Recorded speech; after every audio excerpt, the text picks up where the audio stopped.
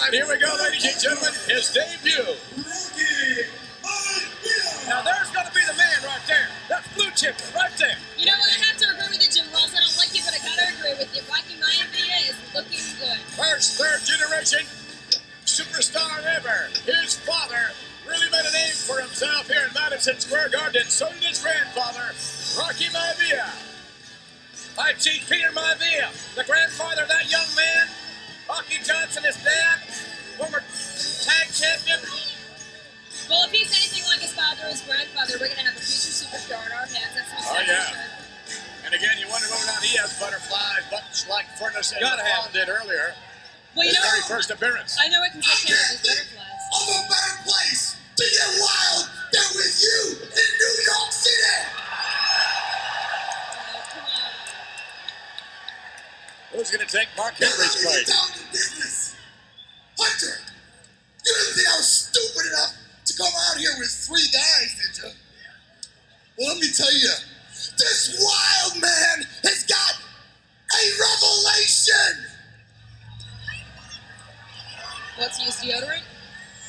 A revelation. Ladies and gentlemen, let's get wild for Jake, the Snake Roberts! Uh-oh, that's not going to make Jerry the King Lawler very happy. That doesn't make me very happy. I was excited about staying out here.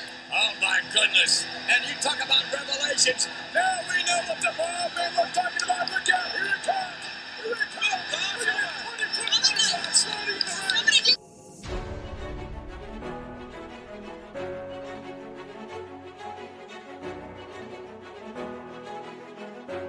Ladies and gentlemen, pay attention. This is your boy, the Coach, from the WWE. I would like to welcome you to the very first wrestling podcast in the world to take you on a weekly deep dive into classic matches along with legends of the squared circle. Enjoy the discussion. Enjoy the back and forth. There's so much to get into. Ladies and gentlemen, this is the Payoff. Finally, we are covering an episode involving The Rock. This is Tom Healy, and as always, I am joined by my co-host, Jeffrey Ryan. Jeff, this is the one that started The Rock's career, buddy. But first, how the hell are you doing? This is exciting. I know both you and I are big Rock fans, and so this should be an exciting one to get into. And how can we not talk about The Rock? I mean, we've got The Rock as we know him now, and, you know, movie star and, you know, the biggest draw on the planet. And then, you know, we're going to be talking about Rocky Maivia today, though. And so you just can't overlook that kind of positive change and the career arc that he had. And it started with this match. And then, plus, of course, too, you know, our guest, Marc Mero. It's exciting to kind of have him here and talking to us, and really just an interesting career. He's been around for a long time and doing what he does in the ring, and so this should be a fun one. As always, we remind all of our listeners, subscribe to the Payoff, give us those 5 stars, spread the word about the show. Always on that social media, Twitter, Instagram, Facebook, just at Payoff Pod. Make sure you're reaching out to us. Love interacting, love dropping those retweets, all that good stuff. And that Patreon, as always, just that one tier. We got our after show, that bonus episode, discussions on big things that are happening occasionally, you know, drop some bonus episodes for you guys. So exciting stuff. So just that one tier, payoffpatreon.com. So Tom, what else do you want to share? Yeah, make sure to hit subscribe because you never know what episode is coming next. And we're obviously looking forward to sharing them with you. We got some good ones coming up, and we have some good ones in the archive. So make sure to check out all of our great episodes in the archive. Other than that, man, I'm pumped. Marc Mero, awesome guest. He's got some great stuff to share. The Wild Man, the Marvelous One, Johnny B. Bad. He's going to be a fun guest. And, dude, it's The Rock's debut. And I knew he was going to be a star. Maybe not as big as he became, but I thought he was pretty awesome from the start, and some fun people in this match. So this is going to be a good episode. This is why we do the Payoff. Great match, great guest. And with that, Jeff, lay out the agenda for how we do things in the Payoff, and we'll get started. Of course, yeah. We give you that deep dive into a match every week, every Monday. We're the only podcast out here that's doing that. So we got 3 parts to every episode: the build, the payoff, the aftermath. talk about what happened before, what happened a little bit during, and then what happened after, just covering all of our bases here. And then we share a few write-ups when they're out there from when the match occurred, and then Tom and I give our scores as well, too. So fun stuff there. But Tom, we touched on a little bit, but why did you want to talk about this match? Yeah, when I was going through the career of Marc Mero and thinking about what match I'd want to watch with him, I thought this would be a fun one. This is a big freaking deal. And so, I was excited to discuss it with him because of the historical significance. And Jeff, one of the fun things about watching these matches is having 20/20 hindsight, knowing everything that happens afterwards. So it's fun to go back with that perspective. And then obviously you and I do a lot of research for these shows. So it's really fun to go, okay, what were, the newsletters talking about leading up to this debut of Rocky Maivia? What did they think of him in the match? What did he do immediately following that in his wrestling career, right? So it's fun to see in real time what people were thinking. And it's great to talk to Marc Mero about it, someone that was in the ring for it in Madison Square Garden, and hear his perspective. So really looking forward to this one. What about you, Jeff? What got you excited about this match? Yeah, you got to love Rocky Maivia and the tassels and all that great stuff. But, Tom, I know it's your dream to dress up with the fanny pack for Halloween one year. So, my dream too. I mean, whose isn't? But, just incredible, the kind of reinvention and kind of stages that we've seen him go through and in his career. And then just Marc Mero too. I'm excited for this one because I remember him a lot. He was on TV a lot in this kind of time frame and period that we're talking about a little bit here. So I remember seeing him every week. And this is when I was, younger, of course. And so I was watching every week without question. And I remember Marc Mero quite vividly being out there. But it was fun to kind of dig in a little bit more because just memory kind of erodes over time. And so it should be exciting to kind of jump back into this one. So with that being said, let's get to the build. Oh, it's time for the build. All right, here we are with the build. And Jeff, I wore a fanny pack to a theme party once in college. It's amazing what you can fit in those things. I'll just leave it at that. They're actually more handy than people realize. Yeah, absolutely. So here we are, Survivor Series, 1996.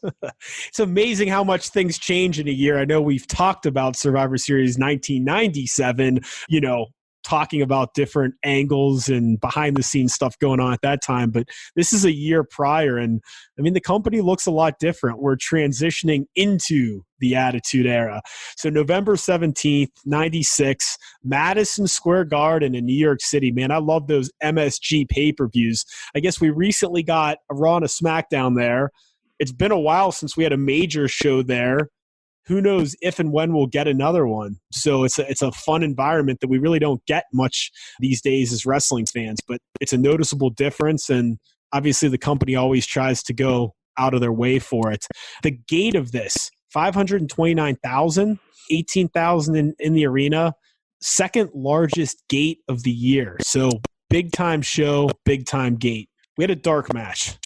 Nothing interesting, but they did do a dark match on the show. It was a 4-on-4 Survivor Series.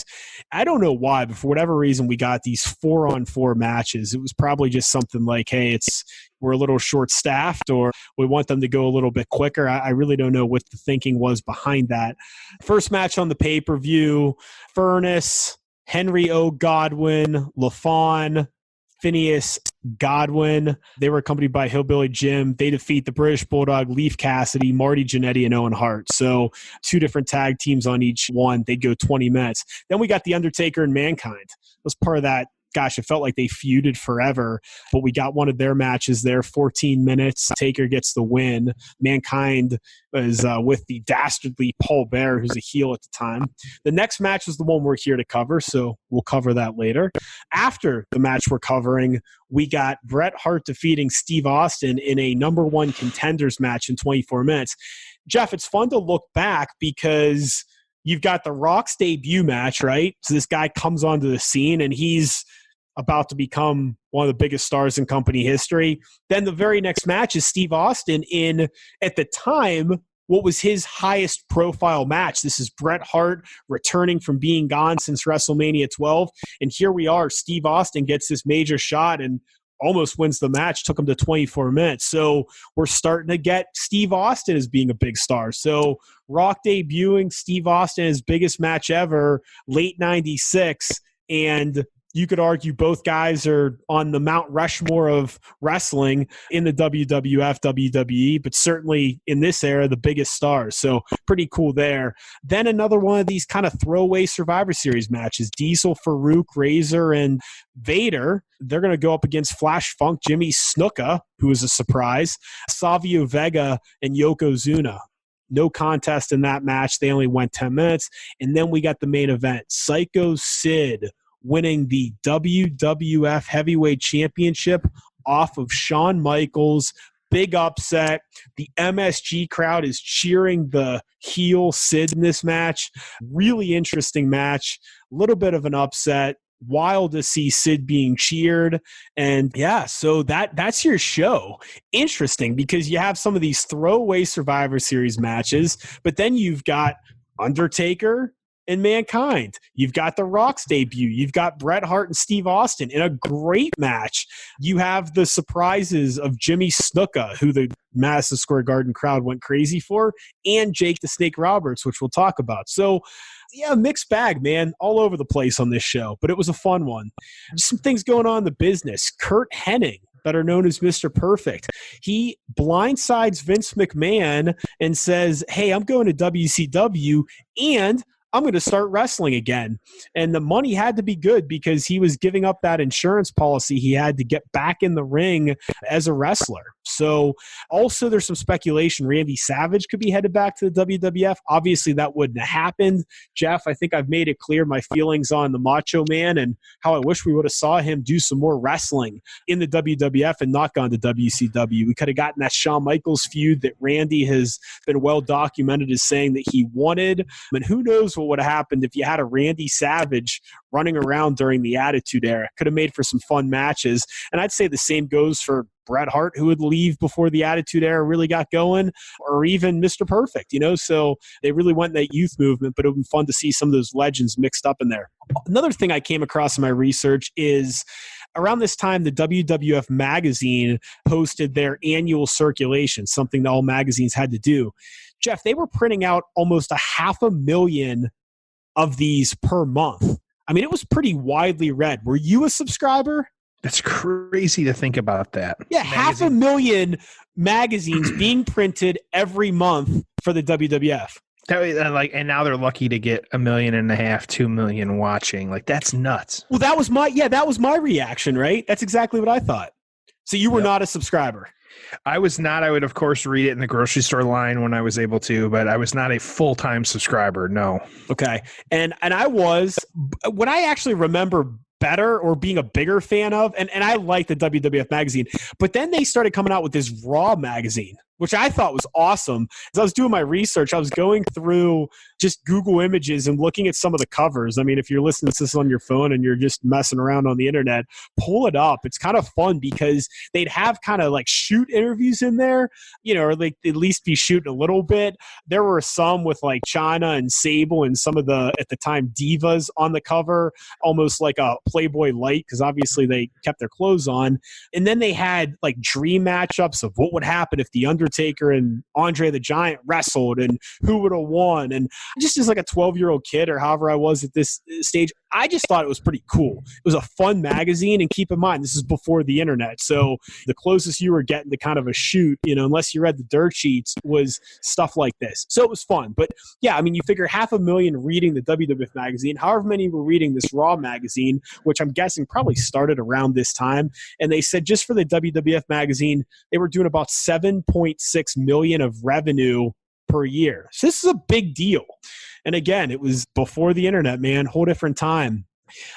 Jake the Snake in the match we're going to cover here was a late-minute sub for Mark Henry. Mark Henry was actually supposed to be in that match, and he had a leg injury that he suffered while he was training. So he would miss Survivor Series, and we'd get Jake the Snake in that spot.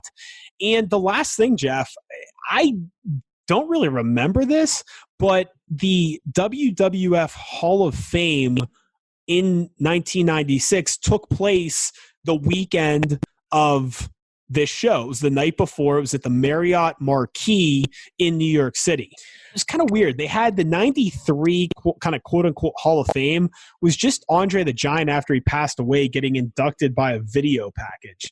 Then they did ceremonies in 94 and 95 in conjunction with the King of the Ring. Then 96, we got this Hall of Fame, which I'm going to tell you about here in a second. And then there was nothing for 8 years. And it came back in 2004 as part of WrestleMania, and it's been with us ever since. Now, Jeff, I don't know how well you remember this, but they had the Hall of Fames at this time, and in some of the earlier years were in like, hotel ballrooms, and now obviously it's in an arena. Do you have a preference at all? Was there one that you preferred, or do you not even remember some of those early ceremonies? Yeah, well, not the early ones. I went to the one in 2006 when it was in Detroit, and I remember it was at the Fox Theater. It was right by at the time, newly built Ford Field. And so that was kind of cool. I think that, yeah, they got to overhaul it because like being in the arena and the 7-hour affair or however long it is nowadays is just too much. And even for the wrestlers, when you see it's sad seeing the shots of like nobody there by the end of it. And so I like the smaller atmosphere though. I like the kind of house show feel. I actually had found my ticket recently. I paid $75 for like the upper balcony. I remember we were sitting kind of second or third row. But yeah, me personally, I want kind of a smaller venue for something like that. It's cool that they let fans, because I don't think that was always a thing, because they add just a different layer to it. Sometimes good, sometimes bad if you're Bret Hart. But, it just kind of depends. But I like the smaller atmosphere. Yeah, I do too. And I don't know. Have you been to one? Yeah. So interestingly enough, at WrestleMania 20, I was in New York City that weekend, but not for WrestleMania. I was there for the Big East basketball tournament, but I knew WrestleMania was going on. So I went over to the hotel. I guess it was Saturday night when they were doing the Hall of Fame. Interesting story, and I don't think I ever told you this. I was in the lobby, and so the wrestlers were kind of walking through going. I got a hold of Bubba Ray Dudley, and I was like, hey, man, can I take a picture with you? Keep in mind, this isn't like cell phone selfies. I had a digital camera. So I'm like fumbling with it. I'm trying to get it to work. And he's like, dude, if you don't get this to work in the next like 3 seconds, I'm walking away. Like, this is fucking bullshit. And I'm like, I'm like 18, 19 years old. I was like, okay.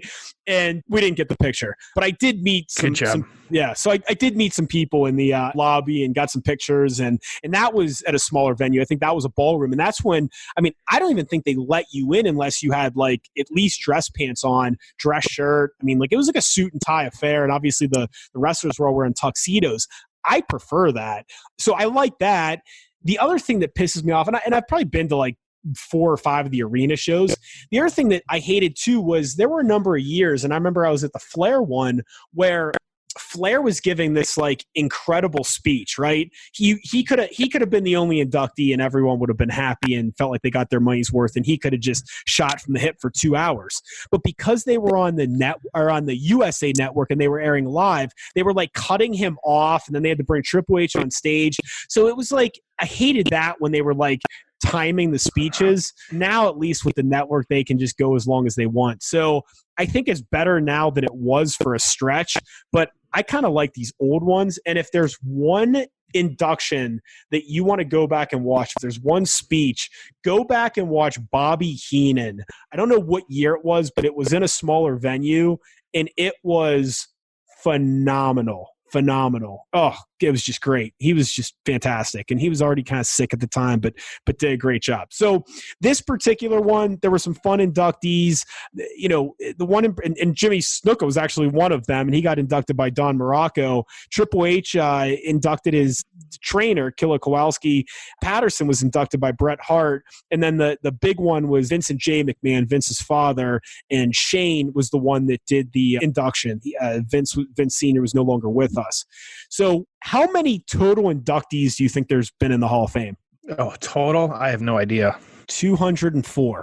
113 individuals, 37 legacy individuals, 15 groups, 10 celebrities, 5 Warrior Awards. So something fun going on. Feels low, but that's interesting. Yeah, there's my fun fact. Well, they didn't do it for 8 years, and they had some smaller classes. That's true. And yeah, that's true. If there's one thing I would have liked is some of those years, I think they just jammed too much onto those shows. And it's like literally one year you could have just done Ric Flair and you could have had like 8 presenters talk about him and share different stories and then had him talk. And that's all you could have done. And I think it would have been good. So again, just being a little critical, but I think they'd probably do better with it if they did it on non-WrestleMania weekend. Like maybe move it to like something like this in Survivor Series and do it. You could still have everybody come out during WrestleMania, or even maybe do a couple like every other month or something. You're still going to get 5 people at that point.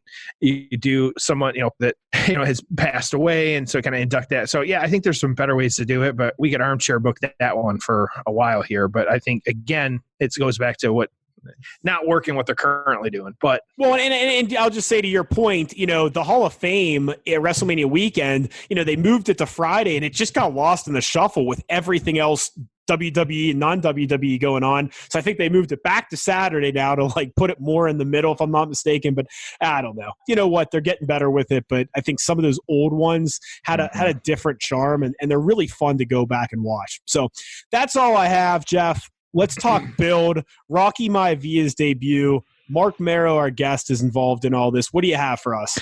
Yeah, we will start with Dwayne Johnson, Rocky Maivia, The Rock, whatever you want to refer to him. But he started training to be a wrestler. This was 1996. He actually, of course, was a highly touted college football player, but he also had a small stint in the CFL, the Canadian Football League. He was on the Calgary Stampeders practice squad for a couple of months. He ended up getting cut. And this is, of course, American football and not soccer football for those of you listening abroad. So just something to keep in mind. But that was his kind of career and what he did there with that. And so he started training to be a wrestler a little bit after that. He made his debut that year, 1996. He was Rocky Maivia. This is a combination of his father and grandfather's ring name. You had his father being Rocky Johnson and his grandfather being Peter Maivia, and their ring names. So kind of smushed them together and had the 2 different names. It's been kind of said and reported that, kind of backstage stuff, that he wasn't a huge fan of using the squish together names. So it was kind of Vince and JR that had him go down that road and use their separate names and kind of combining them. So good way to kind of, live up to that legacy a little bit. So he debuted, it was Monday Night Raw. He was a member of Marc Mero's entourage, our guest, who we'll talk about shortly here. This was November 4th, 1996. Rock's match, actually his first one, it wasn't until this Survivor Series match, which is later in November, but he really had no, wrestling record at this point. So that's why we have to spend so much more time focusing on Marc Mero. Mero actually debuted, not as Marc Mero, but it was WCW 1991. It was a match against someone who we've already talked about a little bit here, Sid Vicious, and he actually won the match. And so it wasn't that long after this that he adopted a new persona. He was a Johnny B. Bad. This was after the classic Chuck Berry song, Johnny Be Good, which many of us know and can thank Back to the Future for knowing that song and tune. So Johnny Be Bad, he was there and used that name. It was until 1995 when he joined the WWF in late March. At this point, as we kind of run into this issue before in the past on the episode, that he ended up changing his name because WCW owned the Johnny B. Bad name.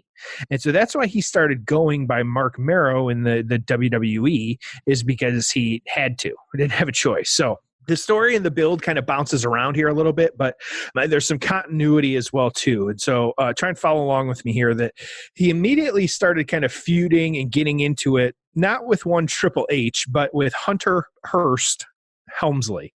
So many of us remember the character and persona that he had, the arrogant kind of person of Hunter Hearst Helmsley. And so right out of the gate, kind of started having a feud with him and dealing with him a little bit. So like I said, I appreciate some continuity here. So they had this kind of like one-off, and then it kind of faded away a little bit, but we are going to come back to it, and there are some stakes here, so just hear me out. So Mero, though, in his right out of the gate here, he wasn't the King of the Ring. He lost to the this is a big year for this King of the Ring, but he lost to the eventual winner of Stone Cold Steve Austin. He also had a small rivalry with Goldust that was actually playing out until SummerSlam of that year. And so just, a couple, I say really big names of him coming over and kind of dealing with some different people. So it was September 1995. Mero was actually in a tournament for the Intercontinental Championship. It had been vacated recently because Ahmed Johnson had an injury. And so Mero, he actually defeated the now King of the Ring winner, Stone Cold Steve Austin. He beat Owen Hart. He beat Farouk.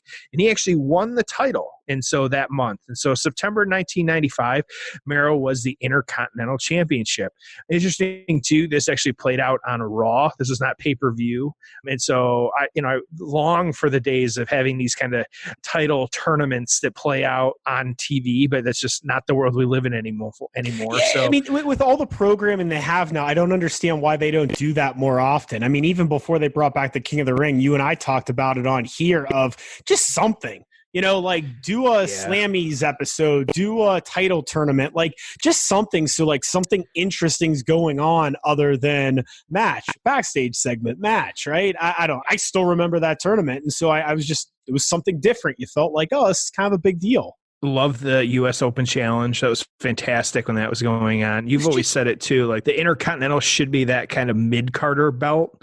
Who even has it right now? I don't even know. And, that's a problem. So, I know, but I'm not going to say it because we don't talk current product on here. That's right. So anyways, but it speaks to, we remember this from years ago. And so, so he did defend it. He won it. And then he actually defended it against Goldust. And so kind of going back to that rivalry and feud a little bit too. And so they feuded a little bit. And then we come back, we have him losing the belt to one Hunter Hearst Helmsley. It was actually the next night not the next night, but the following Raw. And so didn't have it for very long, but this is because Mr. Perfect kind of, got involved and was pushing Mero to defend the belt. And of course, Helmsley beat him. So kind of coming at this from a different angle or different angles, and why we ended up with these teams now at Survivor Series. And so a bunch of different people and some different names here that don't make a ton of sense, but some of it does when you know a little bit of the backstory that Mero now going into Survivor Series, this is a 4-on-4, the standard elimination tag match.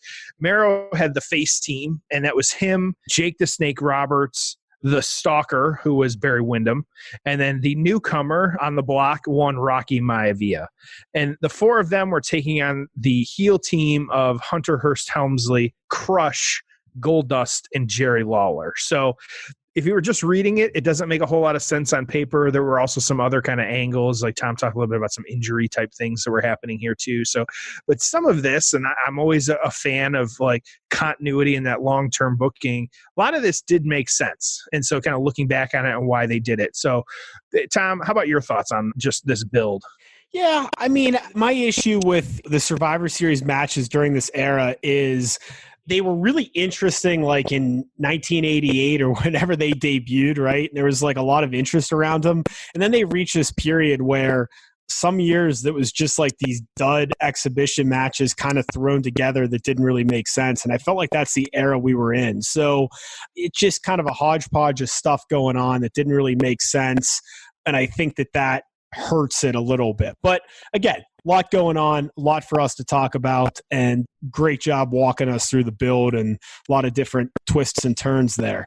So with that being said, we're going to go into the match. We are Survivor Series 96 at the 56-minute mark on the dot. Again, that's Survivor Series 1996, 56 minutes on the dot.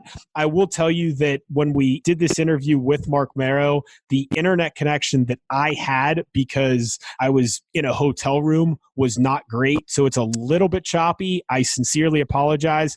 Be patient because Marc was a great guest and you'll really enjoy what he has to say. So just wanted to give you the heads up and the apology on that, but you'll get the idea of what he's trying to say. And, we always do our best, but sometimes scheduling can be challenging. So Survivor Series 96, The Rock's debut, 56 minutes on the dot. If you're watching not on the WWE Network and that timestamp doesn't matter to you and you want to go find the match elsewhere, it's right when The Rock walks into the ring and has the goofy outfit and haircut that we've known to love over the years. So as always, enjoy the match, and it's time for the payoff. Ho! It's time for the payoff. All right, we are here with Marc Mero, and we have a wild match to watch with you here as some young kid named Rocky Maivia comes down the aisle. Marc, welcome to the Payoff. It's good to be here, man. Thanks for having me on, Tom. All right, so you obviously met The Rock for the first time around this time. What was your first impression of him? Great guy. Oh, my gosh. He was a really fun guy to hang out with, great guy to be on the road with, very personable, very friendly. And very spiritual, too. I mean, there was times that before our matches, we used to pray together. You know, we'd say a prayer, just, you know, no one get hurt and just have a safe match. You know, it was really cool. That's awesome. Going into this match, I mean, did they say, hey, we want to make sure we get The Rock over, this guy's going to be our next big star? Was there anything deliberate that you guys did going into the match designed around him? No, I mean, we knew that this was the opportunity to bring The Rock out and get him over, you know. But, you know, obviously there was a person who would ever think he'd become how big he became, you know. Maybe he did, but I tell you something, it's incredible to see the transformation and what he accomplished, you know. So I was the captain of our team on the Survivor Series, and it was me, Barry Windham, The Rock, and who else was on our team? Well, you're about to find out right now. There he is. There he is. Okay, there's Jake. So it was really cool to have these guys on my team. And, you know, we're wrestling Goldust, Triple H, Jerry the King Lawler. And, of course, when Jake brings that snake in the ring, everybody takes off. I don't know why baby faces are not afraid of the snake. I kind of never understand that. Yeah, that's right. Yeah. Like, don't put that near me. So, you know, it's obviously it's later in their careers, but talk about Jake and Barry Windham a little bit. I mean, tell some of the younger fans just how good those guys were in their prime.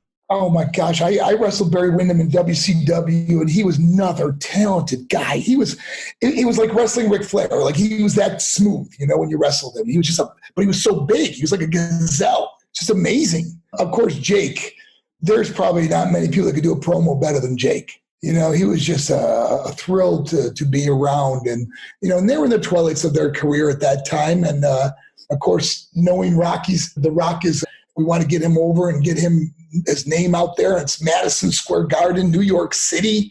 I mean, it's the mecca of pro wrestling right here, you know. So we decided, you know, who's going to start the match, how are we going to do this thing, you know. And I think I started the match. Yeah, you're in there right now. And then we had a plan that I tag in the next guy, and then, you know, and then of course Rocky's at the end is the last man standing. So he ends up winning Survivor Series. But, you know, to look at this back on this match and realize that this was part of history. This was part of The Rock coming out, his first match, you know.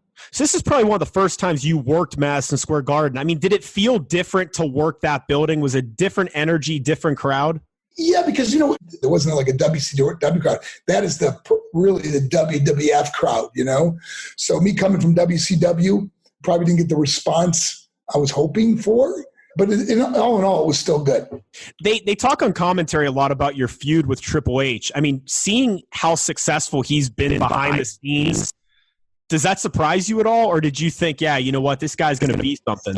Well, you know, the love he had for wrestling, it doesn't surprise me at all. I mean, he was another guy that ate, breathed, and slept wrestling, you know? So you knew that, you know, obviously with the opportunity, he was going to do something great. He's just a really good worker, but studied the game, you know, really was really, and I commend him for what he's doing now.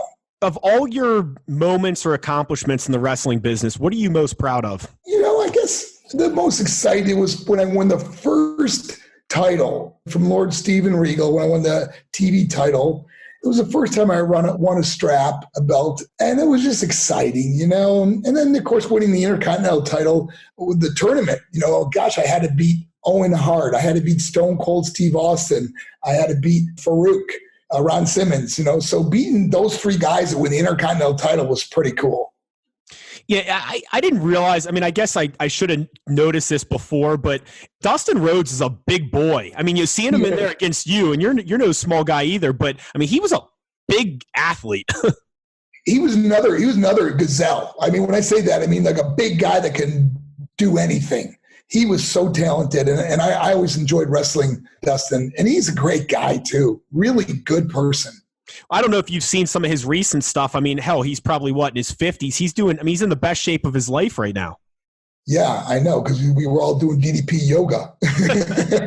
I mean, everyone swears by it. You, him, Jericho. I mean, the stuff must work. Well, you know what it is as you get older, it's really good to be able to stretch more and be able to be limber. And, it's a great workout without destroying your joints. And because of being a wrestler, most of our joints are pretty beat up. In terms of your professional wrestling career, are there any major regrets you have? Anything you'd like to do over?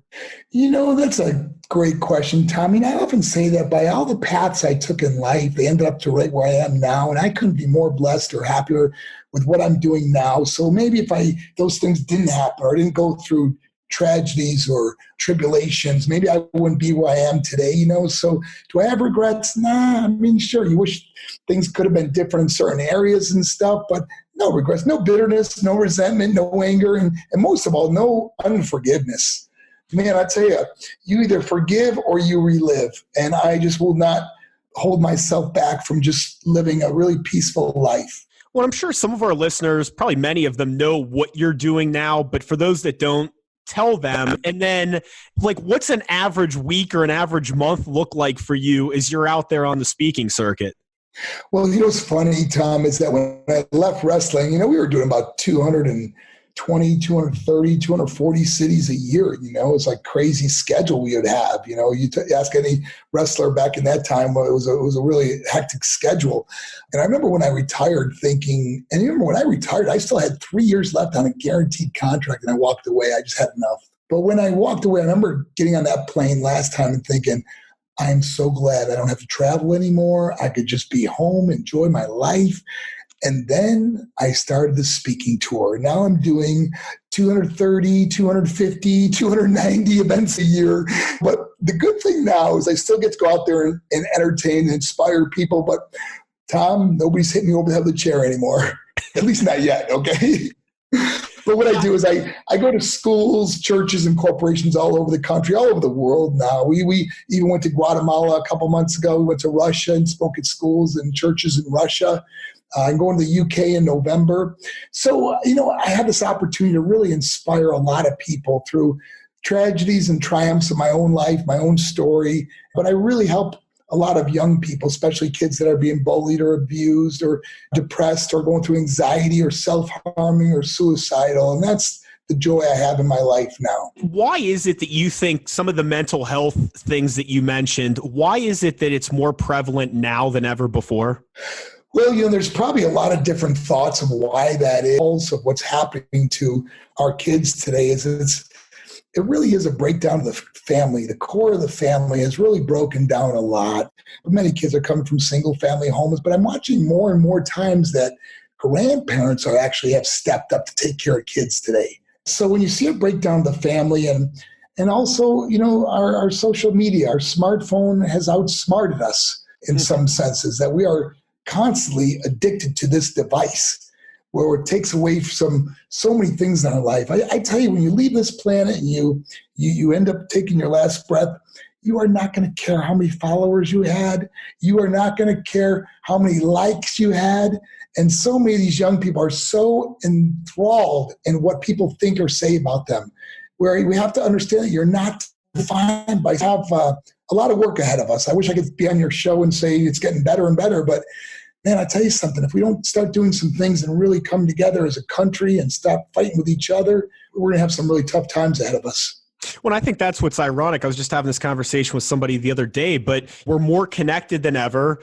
People have social media. They have all these outlets, yet people feel more lonely, isolated, and depressed than they ever have. And it's terrible. You're absolutely right. And I tell you, that's where, social media can be a real blessing when you use it for a positive thing, but also could be so detrimental to young people when they read all these horrible things about themselves, or you just never know what another kid's going through either. And I got to tell you another thing, the thing I'm seeing is that we are seeing so many of our young people, young students, these kids that are on Adderall and Xanax and the prescription medication that doctors are prescribing to these kids at such a young age. And don't get me wrong, Tom, I'm not saying that there aren't some kids that need medication. What I'm saying is that if a doctor prescribes medication to your kid, get a second or third opinion. Don't just give your kid, because you have no idea what some of these drugs do to our kids.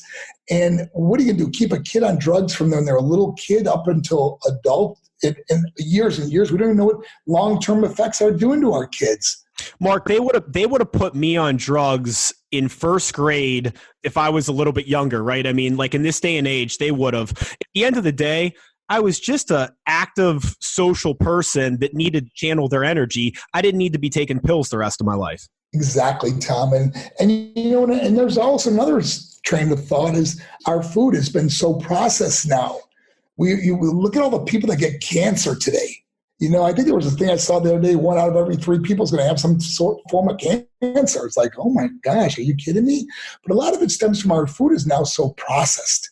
And that's why we're seeing the holistic and the organic stuff all becoming so popular today. And what do we actually put in our body? What are they feeding our chickens and our beef and cattle and things like that? And these are questions that as a parent, you really got to start being aware of what we're putting into our kids' mouths. So Jerry Lawler's mocking Jake the Snake about his drinking problem right now. Did you think that was crossing the line, a little dumb to put that into storyline, or did you just not think it was a big deal? Knowing Jerry, I'm sure that was something that they talked about and Jake knew beforehand. Jake, he obviously he had his struggles, and I really like Jake. He, on a personal level, he's just been so kind to me, and we've been friends for a long time. But that was the Attitude Era. That's when you bring the reality of all these tragedies into play. That's what they were trying to do. And back then, you remember, a lot of stuff that we did back then would never fly today. Oh, I know. You were involved in a lot of it. So yes, I was. Yes, you wouldn't see too much of that today. That's right. So you have obviously spoken around the world. Do you think if you were to be a wrestler now because of all that experience that you'd be better at promos? Oh, I feel so much more comfortable in front of people now. And then that's a great thing that you just said, because I was just, especially with the Wild Man Marc Mero character, just not real comfortable because I didn't really know what was he am I from the jungle? What am I? So I'm so much more comfortable in front of large crowds now because I speak in front of thousands of kids every day and I got to tell you something, there's no harder audience than a middle or high school. So you have to captivate those kids, man. You have to have those kids in the palm of your hands, man, to do well.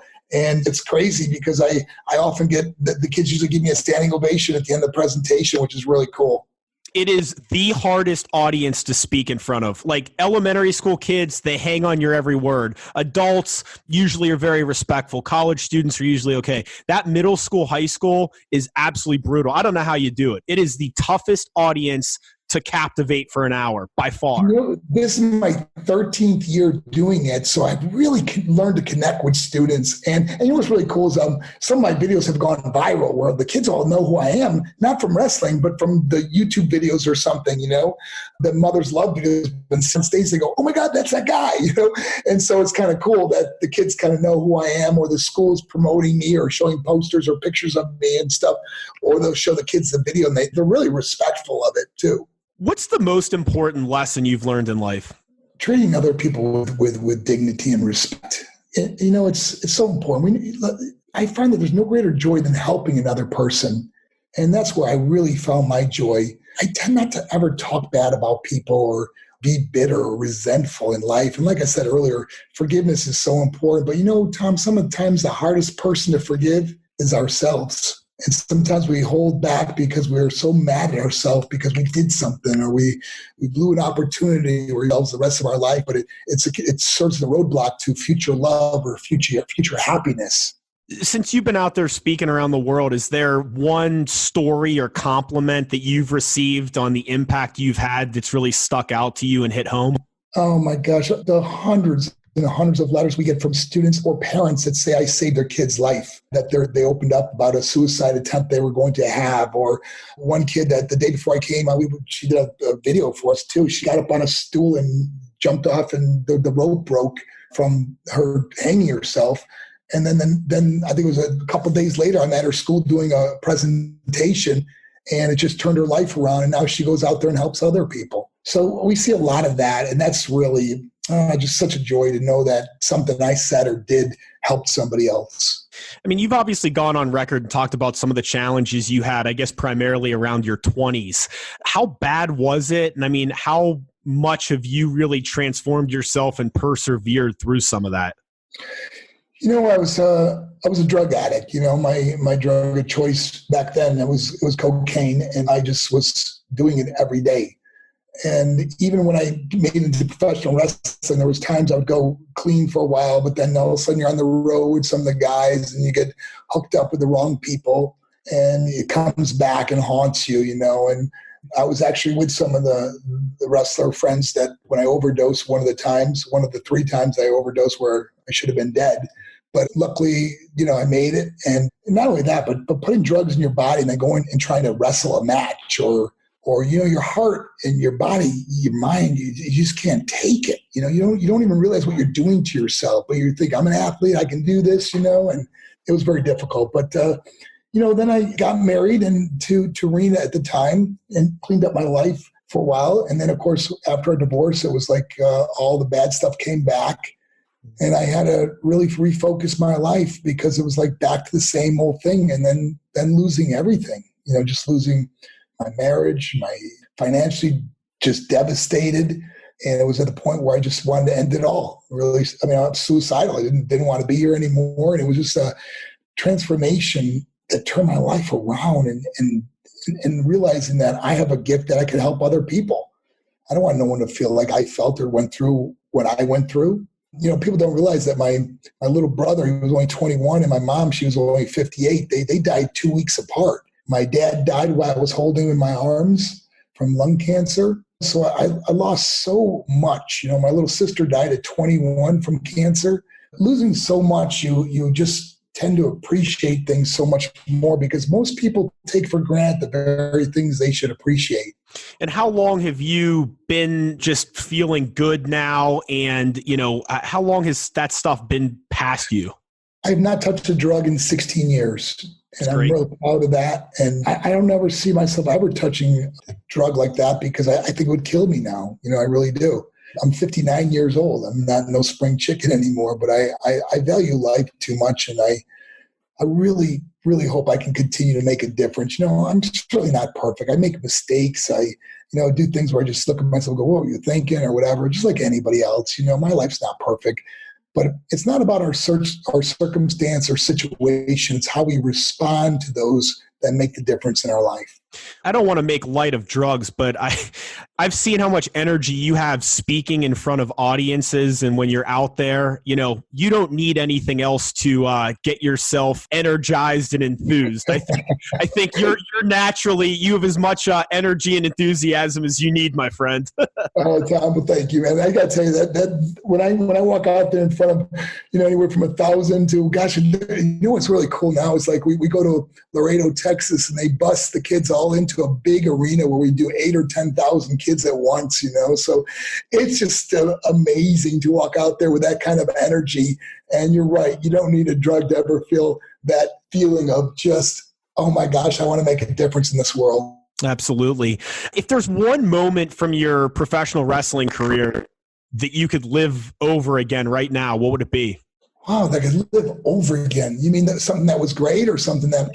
No, something that was great. Like, what was something where you're like, hey, this one moment in my career, walking out this one time or the end of this one match or whatever it was, what was the time in your career? Like, I'd love to relive that one again. It was just... Oh, wow. Well, I mean, gosh, winning the Intercontinental title with WWE was obviously one of the real highlights because, they chose you to win this whole tournament.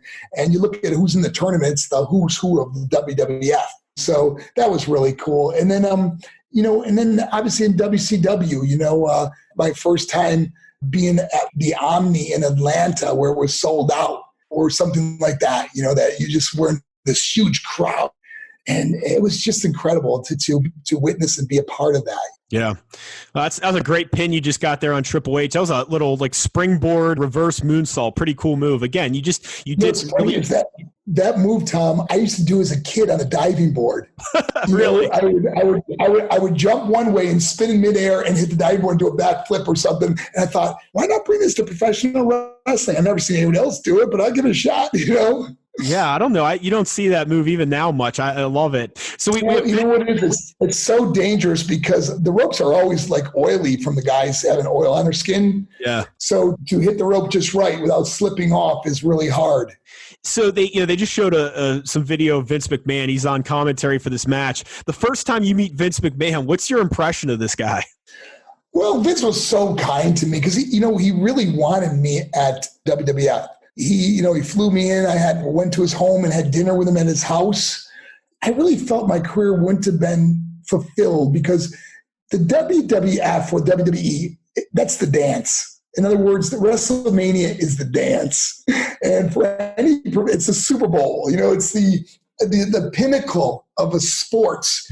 And I felt I would never have achieved that if I would have stayed at WCW because, of course, they had my guaranteed contract there also that I could have stayed there for another many years. But I really wanted to come to the WWF, and Vince gave me I guess it was one of the first guaranteed contracts in professional wrestling, huge signing bonus. He also, I wanted my wife to be part of my entrance, and he didn't know her from nothing, and he gave her a contract too. So we had everything we wanted. Yeah, that was important to you that she traveled with you. That's usually the opposite of what you hear in professional wrestling, right? Yeah, he was a little surprised when I gave him that one. He's like, you want your wife to travel everywhere you go? And I said, absolutely, man, because I just watched too many guys get divorced. And we got married in 94, and I went to WWF in 96, late 96. I'm sorry, March of 96 or April of 96, but I just didn't want to ruin my marriage. I just got clean. I just wanted to try and do the right thing. I gave my life to God. I, did try to do the right thing, but of course I fell away and did the wrong thing and got all in trouble again and screwed up, But, the old saying, it's not how many times you get knocked down, it's how many times you get back up. And I'm one of those guys that just don't stay down too long. So, as the match comes to a close here, you look back at The Rock. I mean, at the time, did you think, obviously you could have never predicted the success he's had, but did you think that he was going to be a big star, or did he just seem like any other young guy? No, he was really athletic, and he watched a lot of the matches too. So he was like always willing to learn, very respectful of wrestling. It was with his dad and his grandfather in it. So he's always been around it. And now he's trying to make a name for himself, but without nobody handing him nothing. He really worked hard, and very proud to, have known The Rock and worked with him and had him on my team and everything. It was just great. Last question for you is, again, as this match comes to a close here, do you ever think about the WWE Hall of Fame? Is it something you'd like to be in? If you got the call, how would you feel? What are your thoughts on it? Well, I don't sit by the phone too often looking at it for the WWE to call me. But, it's like anything in life. They called me and said, hey, we want to induct you in the WWE, I would be honored, But like I said, it's not going to define my life. What I do now is really what defines who I am as a person. And my legacy is not going to be, how much money I had or being an Intercontinental Champion or what kind of car I drove. My legacy is going to be the difference I made in somebody else's life. Of course. And as we wrap up this show, if fans want to stay in touch with you, know what you're up to, follow you, what's the best way for them to stay in touch with you on social media? Oh, man, you can find me on Facebook or Twitter. My name is Marc. It's Marc with a C, MARCMERO. You can just type that in. You'll find me pretty easily. Instagram, Twitter, Facebook, our website, which is Think. And you can find us if you'd like to book one of our events at your school, church, or corporation. All right. Marc Mero, thinkpause.org. Hey, thanks for joining us on the show. We appreciate it. Great. Ho! It's time for the aftermath. Welcome back, and as always, want to thank Marc Mero for joining us. Such a cool moment for him to be a part of and talk about, and him to kind of share his knowledge with us. So that was exciting stuff. And so I have a lot of thoughts on the match and just Survivor Series as a whole, which I will save and share a little bit later here. But Tom, what did you think about the payoff? It served its purpose. Right. Yep. I mean, this match was built around let's get this new kid, Rocky Maivia, over as a star. I know Vince is always a big fan of, look, wherever you bring them in is how they're going to be perceived. So someone like this that they had high hopes for, he was young, he was athletic, there's some family lineage there. They built a major match around him on a major pay-per-view. So it did what it had to do. It was a fun match. It's fun looking back and seeing some of the cast of characters that was in the match. So that's it. I enjoyed it. And we'll talk more about it as we get into our payoff score. Walk through the match just in terms of who was in it and what happened to some of the folks that we covered following the match in the aftermath. Yeah, so the aftermath, this match itself, like, you might have seen or heard, whatever it might have been, that the final three people in the ring were Crush and Goldust on the heel team, and then you had Rocky Maivia on the face team. Mero had actually eliminated Hunter Hearst Helmsley about the 20 or so minute mark, and then Crush actually did take out Marc Mero. So again, at the 20-minute mark, this is a long one, but this was a fun one. So as you can see, Rocky Maivia being the sole survivor, he eliminated the two final members of Crush and Goldust at roughly the 24 or so minute mark. If you have the time, and we will share it on our Twitter this week, Rock actually, he sat down and watched this match just himself. This was about 3 years ago now by the date on the video. It was on YouTube, and even he said his debut was unusual. Not only was it just a big pay-per-view, which it's rare a lot of times to see like a debut of this kind of caliber on such a big show, but he also said too it's rare too because, like Tom alluded to a little bit earlier, like it was Madison Square Garden, and for any wrestling fan knows, like Madison Square Garden is very much holy ground for WWE WWF fans, and so we kind of have that. And so some of the lines he had throughout this I thought were funny, and we'll talk about Mero in a second here, but Rock even said that as he was coming out to the ring, as he put it, and the quote here was, "I got a fucking chia pet on my head as a haircut," and so I thought that was pretty good one. And then he said he messed up. He was so hype, and he knew that the one thing he needed to do was come out, and he knew he wanted to point at the hard camera, which is the kind of centered camera that's always on the ring. And he even said not once but twice he messed up pointing at the hard camera. The first time was when he came out to the ring. You'll see as he said, his back was to the camera because he was pointing to the entrance ramp, not realizing because of the adrenaline and everything that he wasn't pointing in the right direction. And then watching the match too, if you look after the win, he actually does the same thing, and his back's to the hard camera again because he was pointing in the wrong direction. So, hey man, I got to tell you, the adrenaline is real. So when I came out at my wedding at the reception to Hulk Hogan Real American and had a belt and boa on, you just start getting amped up and you're flexing and you're doing the ear call, and you lose track of what's going on, man. You don't know where you're pointing, and it's real. It happens to all of us superstars. And I will say that the day we spent at the Performance Center when we had our visit there, and you and I didn't hesitate to jump at the opportunity to do or replicate an entrance.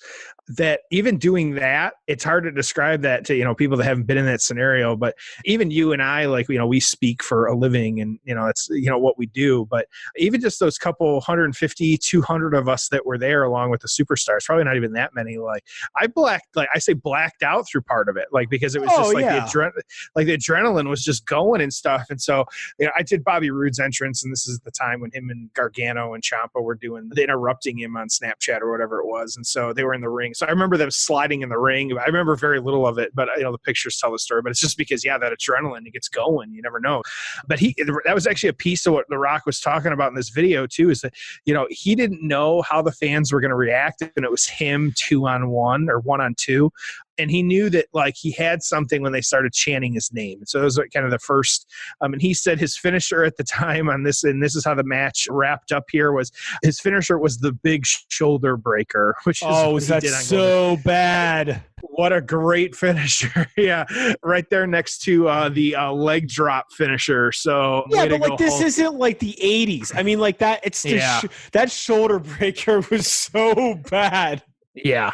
No, it was weak. Yeah, absolutely. And so just interesting how that played out. But even he was laughing at it too, which is just kind of funny. But it's a good video to watch, kind of check it out, him walking through the whole match. You can tell he doesn't get choked up, but just emotional, kind of, reliving some of that. So that was kind of fun. I mean, him just sitting there watching it. So, I don't need to speak much more on The Rock's career because we will on future episodes. And we know that he just took off like a rocket after this, no pun intended there. So The Rock, doing what he does, fantastic stuff. But we got Mero, though. He continued actually his rivalry with Hunter Hearst Helmsley. They had a couple matches for the Intercontinental Championship belt. Mero would win those, but it was one of them rather, but it was via count out, and so was not able to win the belt back. And so he went on to, he was in the 1997 Royal Rumble. He was eliminated by the winner of that one. These run-ins with Stone Cold. Again, he was eliminated by Stone Cold. So King of the Ring and now this. And so they had that kind of going on with that. And so he did have one more chance against Hunter Hearst Helmsley. So again, this feud just kept going and continuing. It's another interesting one playing out. He had one more opportunity for the Intercontinental Championship. It was not able to win the title. So he was hurt. And so he was out for quite a while after this. And he came back. He was actually repackaged as the boxer Marvelous Marc Mero. He was with Sable, of course, at this time too. And so just how it played out was a little bit different. His kind of last appearance on TV, it was actually a Raw episode where he had an opportunity at the light heavyweight championship, and so a belt that forgotten about a little bit. He did not win, and so he left. So he did a small stint after that. It was in WCW, TNA, but at this point, as of today, he's been retired for 10, 12 years, and so, but did really have a successful run. I mean, we'll talk about some of his other matches on a different episode, but it did do a lot. There was a lot happening there. Like I said, I remember him quite a bit. And of course, The Rock is The Rock. And so, we touched on that. So Tom, how about your thoughts on the aftermath on this one? Yeah. So, as far as Marc Mero went, some injuries, some issues, but man, I thought he was fantastic. And I just wish that some of the booking and gimmicks would have been done a little bit better with him. You'll remember he had that great match with Steve Austin the night that Steve went on to win the King of the Ring, which hopefully we'll cover on a future episode. But yeah, I thought kind of an underrated, underutilized talent, and was just at a time where the booking just wasn't that great. So you bring him in maybe like 97, 98, and you're going to get more of that like boxer gimmick, or maybe something a little bit more of an edge, not something goofy like, oh, God damn it, pal, you look like a wild man. Let's call you the wild man. Because, he admitted in interviews that he's like, yeah, I didn't know what the hell I was, like Tarzan. Like, and you even watch him debut, and it's like he's like doing the like, oh, like he's like doesn't even know what the hell to do because he doesn't know what the gimmick is because it was created in Vince's mind. As far as The Rock, look, they obviously knew he was going to be a star. Not long after this, he's in the Intercontinental title mix. I mean, they knew that they had something with him. So what I'm curious about, though, Jeff, is what did the newsletters have to say about this match and about The Rock in 1996 immediately following the match?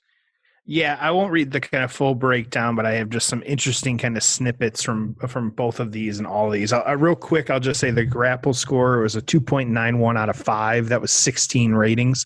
And so that's what they gave it. But I'll start too with the Pro Wrestling Torch. This was Rocky was the lone survivor, and the match was booked to make him look good. Maivia sure didn't appear to be anywhere near the 6'5" they built him at. He's going to have to really grow out that hair like Marge Simpson to reach 6'5". Seriously, he will take some heat from fans if they continue to exaggerate his height. Roberts was the most over babyface, and with Lawler out early, the heels didn't have much heat, especially now that Goldust has been castrated to where he's now just a guy in a funny suit with no personality. 2.25 stars. The Observer newsletter, again, just a funny write-up here. It's great to look back on, but Maivia showed a good amount of charisma for someone lacking so much inexperience, but was only put in the ring in spots, basically to cover for his lack of experience, although there was no denying his athletic potential. He was only in the match twice, once mainly working high spots with Jerry Lawler, who did a great job with him, and then for a short finishing sequence where the crowd got behind him big. But it was noticeable that he needs to be protected rather than exposed, at least until he gets more experience in the ring. Tom, I'll let you take it from here. Okay, look. Yeah, the match wasn't great. 2 stars, 1 star, 2.5 stars, whatever. I don't care. That's fine. I don't disagree with that. Here's what I don't understand. Okay, nowhere in either of these expert reviews is there any acknowledgement that, dude, this kid has a bunch of energy, a bunch of charisma. He seems like he could be a big star in the business or the next star, or since his match was built around him, this kid may have some serious potential. I mean, I remember watching this live, 1996. They're talking about his family. I remember Jim Ross calls him a blue chip prospect. I mean, I remember from all those years ago how big of a deal they made him out to be. They didn't do that often. I mean, how many debuts can you say, oh yeah, someone came in young, pretty inexperienced, and they were talking about them as a blue chip prospect and a really big star? It didn't happen that often. So I don't understand how neither of them at any point say, yeah, you know what, this kid looks like he could be a big star. You know, everyone's so caught up in like, oh, well, he's kind of green in the ring, or, oh, he was protected, or, oh, you know, Lawler like helped him look good, or whatever bullshit they said. Okay, so what? I mean, not everything has to be gymnastics and 5-star classics, and not everyone has to be an acrobatic, incredible worker on day one. The kid was good, and you knew he was going to be a star. Look, did I think in 1996 this is going to be the biggest star in Hollywood someday? Well, of course not. But I think they both missed the boat at the time, and I'm not saying this out of 2020 hindsight to like beat up on them, but I even remember at the time thinking, this dude's going to be a star. This guy looks good. The company's behind him. It's not that often you get a second-generation guy in the business, right? I'm sorry, third generation. So, yeah, I thought they missed it. I had a much different take at the time about this match and what it was meant to do, because that didn't happen often, that they got this much behind someone young from the start. So whatever you want to call it, I disagree. I think they missed the mark. I don't know how these experts didn't see more than they did. That's just my opinion. Again, I thought he looked good. I thought the match served its purpose. I thought it was pretty solid. I don't know if the match should have gotten a higher rating, but I think there should have been more acknowledgement that, yeah, they got something with this kid, and it's going to be fun to watch what happens with him.